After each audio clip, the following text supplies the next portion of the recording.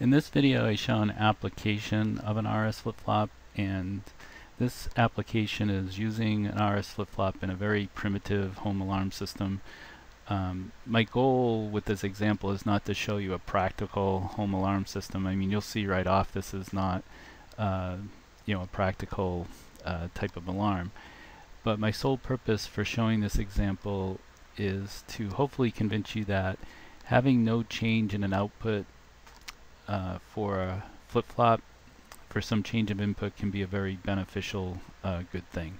Because in the past, before I would go over an example like this in class, students would often come to my office and they would say, okay, I understand what storage of data means, an output remaining the same for some change of input, but what good is that?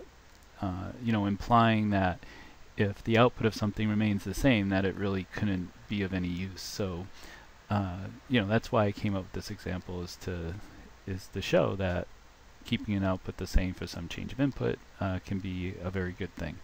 So let me explain the circuit here. Here's the RS flip-flop. We're using the Q output connected to an alarm, where when the Q output is 1, it turns the alarm on, and when the Q output is 0, it turns the alarm off. Notice that not Q is not being used, and that's very typical with flip-flops, that in a lot of circuits you just use one of the outputs. There's no law that says you have to use both outputs. It's just whatever your application calls for. Okay, now over here on the input side, here's the R input. It connects to a resistor ground, then to a single switch up to some plus voltage. When the switch is open, it resets the alarm, and when it's closed, it arms the system. And then the S input's connected to a resistor ground, and then to a series of switches. I just showed 2 switch symbols here, but this could be as many switches as you want. You could have hundreds or whatever number you want. And these switches are located in door jambs and windowsills and window panes in somebody's residence. Okay, so you'd have a switch in the door jamb where the door is closed, it shorts it, the door is open, it opens the switch. Same thing in the windowsill. And then also you could have a switch in the pane of glass where essentially it'd be a wire type switch, where if the pane is intact, it's closed. If it's broken, it becomes an open. Alright, so let's say initially that all windows and doors are closed. So all these switches that represent the doors and windows would all be shorts, and that would connect plus voltage right to the S input and make it a 1. Then also initially the alarm is going to be reset, so this switch is open, which disconnects the source from the R input and makes that a 0. Okay, now this RS flip-flop is the cross-coupled NORs, or excuse me, the cross-coupled NANDs that we talked about in the previous 2 videos. So to see what the Q output is when S is 1 and R is 0, we go to this truth table, and you can see that Q is 0. Okay, so Q is 0. Alright, which is going to have the alarm off. Alright, so that's initially what we have. Okay, now let's say we're going to leave our place, so we're going to arm the system. Okay, when we arm the system, we close this switch here. Now, this is one of the particulars of this alarm here, is that when we arm the system, all the doors and windows have to remain shut. So, we'll just pretend that we have a remote control that can arm the system remotely when we're outside our residence.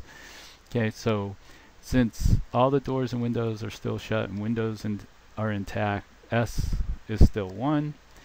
But now, since we close this switch to arm the system, R becomes 1 also. And now if we look back at the truth table for our RS flip-flop, well, that's the storage state, right? When both inputs become 1, the outputs remain the same. So because Q was 0 before both inputs became 1, Q is going to stay 0 after both inputs become 1.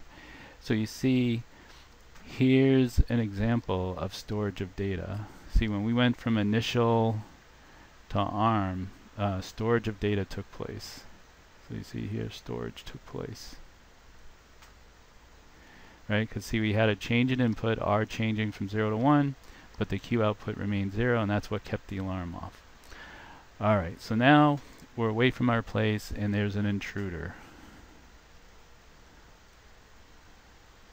Okay, and let's say the intruder comes through a window, lifts a window, and crawls through.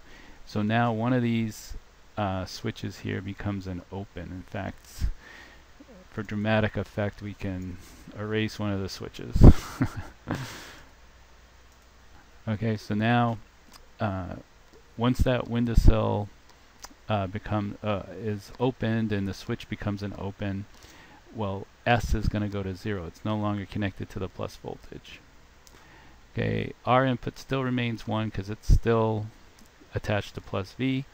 So now the Q output becomes 1. Right? If you look back at our truth table real quick, this is the set condition, the second row. Q is 1. Alright, when Q is 1, that turns the alarm on. Okay, so now the alarm is going off, it's blaring, and the intruder hears the alarm, so the natural reaction is to close the window. So you see the next thing here is close window. Okay, well, when the window is closed, that reconnects plus V to the S input, makes it 1. The R input is still 1. And look, that's the storage state again, which this time keeps the alarm on. So again, you see storage of data happens here, and it's very beneficial because it keeps the alarm going even though the intruder closed the window, which caused the alarm to go off in the first place.